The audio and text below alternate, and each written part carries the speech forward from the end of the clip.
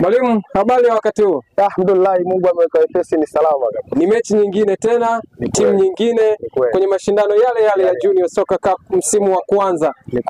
Mmetoka kupata ushindi wa goli 2-0 mkiwa wa pili kwenye msimamo wa ligi ya Junior Soccer msimu wa kwanza. Leo mechi ya pili, ile mnaenda kuitafuta nafasi ya kwanza kusimama kileleni kwenye msimamo wa Junior Soccer Cup msimu wa kwanza.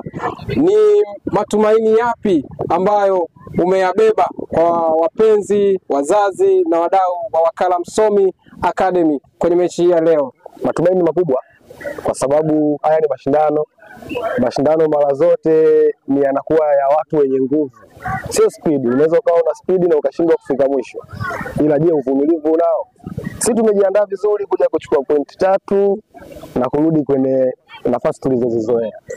Ni sehemu gani ya uwanja ambapo leo Wakala Msomi wanakwenda kuonyesha burudani ya soka kwenye uwanja huu wa Segerea Toto Tundu? All in all, nategemea kuanzia katikati ya uwanja mpaka juu watafanya kazi kubwa, lakini pia sitegemei kuona hata goli moja tunafungwa.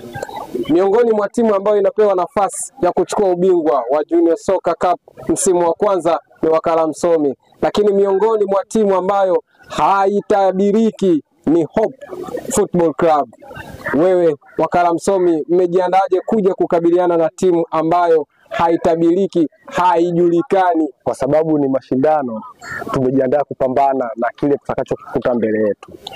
Haijalishi atabadilika kiasi gani au atakuwa mzuri kiasi gani, kwamba sisi tutabato na tupate matokeo. Mfumo gani tunakuja nao leo? Je, ni vile vile tulivyoingia kwenye mechi ya kwanza au leo tunabadilika? Mfumo hatubadiliki, tunarudi vile vile. Watabadilika aina ya watu tu watakaocheza. Nikutakia kila laheri mwalimu, na kwa mchezo mwema. Nashukuru sana. Karibu sana. Asante.